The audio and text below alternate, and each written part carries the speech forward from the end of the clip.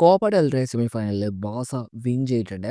Atletico മാഡ്രിഡിനെ 5-4 അഗ്രിഗേറ്റിലാണ് തോൽപ്പിക്കുന്നത്. അപ്പോൾ ഇതിൻ്റെ first ലെഗിൽ ബാസ 4-4 സമനില നേടിയിട്ടുണ്ടായിരുന്നു. സെക്കൻഡ് ലെഗിലാണ് നമ്മൾ 1-0 ആ ഒരു ലീഡ് ക്രിയേറ്റ് ചെയ്ത് വിൻ ചെയ്യുന്നത്. അപ്പോൾ ആ ഒരു വിന്നിങ് ഗോൾ നേടി തന്നിരിക്കുന്നത് ഫെറാൻ ടോറസിൻ്റെ ഒരു കിഡിലൻ ഗോള്, സിറ്റുവേഷൻ കണക്കായിട്ടുള്ള ഒരു സ്റ്റെപ്പ് ആയിരുന്നു അദ്ദേഹത്തിൻ്റെ ഭാഗത്ത് നിന്ന് വന്നത്. അപ്പോൾ റഫീനയുടെ പാസ്, ലെമീൻ്റെ അസിസ്റ്റ്, ഫെറാൻ്റെ ഒരു ഗോള്, കിഡിലനായിട്ടുള്ളൊരു ബിൽഡപ്പ് ആയിരുന്നു അത്.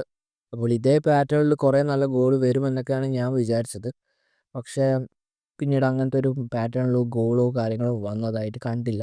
അതുമാത്രമല്ല, കുറേ നല്ല ഓപ്പർച്യൂണിറ്റീസ് ബാസ മറ്റുള്ള താരങ്ങൾക്ക് ക്രിയേറ്റ് ചെയ്ത് കൊടുത്തിട്ടുണ്ടായിരുന്നു. ഈസിയായിട്ട് ഫിനിഷ് ചെയ്യാൻ പറ്റുന്ന കുറേ നല്ല ചാൻസ്, പക്ഷെ അതെല്ലാം കൊളാക്കി. ഇതിലേറ്റവും ഫ്രസ്ട്രേഷൻ അടിപ്പിച്ചൊരു കാര്യം എന്ന് പറയുന്നത്, റഫീനിയൊക്കെ ഈസിയായിട്ട് അസിസ്റ്റ് നൽകാൻ പറ്റുന്നതും അതേപോലെ തന്നെ ഈസിയായിട്ട് ഗോൾ നേടാൻ പറ്റുന്ന കുറേ നല്ല ചാൻസ് ഈ ഒരു മാച്ചിലുണ്ടായിരുന്നു. പക്ഷെ അദ്ദേഹത്തിൻ്റെ ഭാഗത്ത് നിന്ന് ആ ഒരു ലെവൽ പെർഫോമൻസ് കാണാൻ സാധിച്ചില്ല.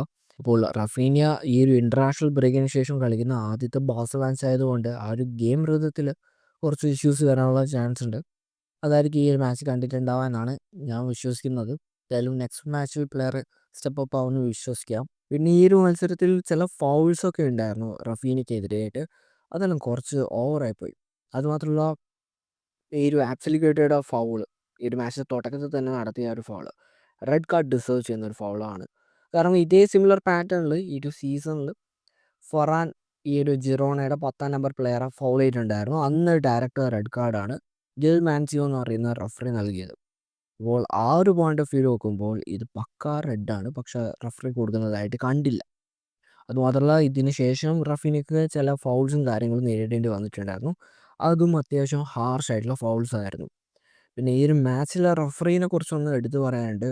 കാരണം ഈ ഒരു റഫറി ഉള്ളത് കൊണ്ടാണ് അത്ലറ്റിക്കോ മാഡ്രിഡിൻ്റെ ഫൗൾസിൻ്റെ എണ്ണം കുറവ്. അതായത് ഈ ഒരു മാച്ചിൽ ബാസ കുറേ ഫൗൾസ് ഫേസ് ചെയ്തിട്ടുണ്ട്. അതിൽ ഇൻറ്റൻസിറ്റി കൂടിയ ഫൗൾസിന് മാത്രമാണ് റഫറി ഫൗൾ വിളിക്കാനും കാർഡ് എടുക്കാനും റെഡി ആവുന്നത്. പക്ഷെ അതേ സമയത്ത് ഇൻറ്റൻസിറ്റി കുറഞ്ഞ ഫൗൾസിനൊക്കെ റഫറി വലിയ രീതിയിലുള്ള വാല്യൂ കൊടുത്തിട്ടുണ്ടായിരുന്നില്ല. പക്ഷെ അതേ സമയത്ത് അത്ലറ്റിക്കോ മാഡ്രിഡ് ഫേസ് ചെയ്യുന്ന ഏത് ലെവൽ ഓഫ് ഇൻറ്റൻസിറ്റി ഉള്ള ഫൗൾസ് ആയിക്കോട്ടെ അതിനൊക്കെ കാർഡ് എടുക്കാനും ഫൗൾ വിളിക്കാനും റഫറി റെഡി ആവുന്നുണ്ട്. ഇപ്പോൾ ഈ ഒരു മാച്ചിൽ തന്നെ ബാൽഡേക്ക് ലഭിച്ചിരിക്കുന്ന യെല്ലോ കാർഡ് പ്ലെയർ ഡിസേർവ് ചെയ്യുന്ന ഒരു യെല്ലോ കാർഡ് അല്ല അത്. പക്ഷേ റഫറി ബാൽഡയുടെ ആ ഒരു ബോഡി ലാംഗ്വേജ് ഫോക്കസ് ചെയ്തിട്ട് ഒരു ഡിസിഷനിലേക്ക് വരികയാണ് ചെയ്തത്. മൊലീന പറഞ്ഞ പ്ലെയറായിട്ട് പ്രോപ്പർ കോണ്ടാക്റ്റിൽ പോലും പ്ലെയർ വന്നിട്ടില്ല. ചെറിയ രീതിയിൽ ടച്ച് ആയിട്ടുണ്ട്, പക്ഷെ ഒരു ഹാർഷ് ടാക്കിലേക്ക് ഒന്നും കാര്യങ്ങൾ പോയിട്ട് പോലും ഉണ്ടാവില്ല. പക്ഷെ ആ ഒരു ടൈമിൽ തന്നെ റഫറി എടുത്ത ഡിസിഷൻ എന്ന് പറയുന്നത് പക്കായല്ലോ, അവിടെ ഫൗൾ വിളിക്കാനായിട്ട് റെഡിയായി. പക്ഷേ ഇതേ സിമിലർ പാറ്റേണിൽ ബാസ പ്ലേയേഴ്സിന് വരുമ്പോൾ ഫൗൾ വിളിക്കുന്നതിൻ്റെ എണ്ണം കുറവായിട്ടാണ് എനിക്ക് പേഴ്സണലി തോന്നിയത്. അതൊക്കെ കൊണ്ട് തന്നെയാണ് ഈ ഒരു മാച്ചിൽ അത്ലറ്റിക്കോ മാഡ്രിഡിൻ്റെ ഫൗൾ റേറ്റ് ഏകദേശം 11 നിൽക്കുന്നതും അതേസമയത്ത് ബാസയുടേത് 22 നിൽക്കുന്നത്. എന്തായാലും ശരി, ഈ ഒരു മാച്ചിൻ്റെ പെർഫോമൻസിൽ ഞാൻ ഹാപ്പിയാണ്. പക്ഷേ റിസൾട്ടിൽ അത്ര ഹാപ്പി അല്ല. കാരണം നമുക്ക് നല്ലൊരു മാർജിനിൽ ഈ ഒരു മാച്ച് വിൻ ചെയ്യാൻ പറ്റുമായിരുന്നു. ചില പ്ലേയേഴ്സ് സെൽഫിഷ് കാണിച്ചത് കൊണ്ട് കുറേ നല്ല ഓപ്പർച്യൂണിറ്റീസ് നമുക്ക് നഷ്ടപ്പെട്ടിട്ടുണ്ടായിരുന്നു. എന്തായാലും പെർഫോമൻസ് വൈസ് ഞാൻ ഹാപ്പിയാണ്. കാരണം ലിമിറ്റഡ് ആയിട്ടുള്ള ഒരു റെസ്റ്റ് പീരീഡ് വെച്ചിട്ടാണ് നമ്മുടെ ടീം ഇത്രയും നല്ലൊരു പെർഫോമൻസ് മുന്നോട്ട് വെക്കുന്നത്.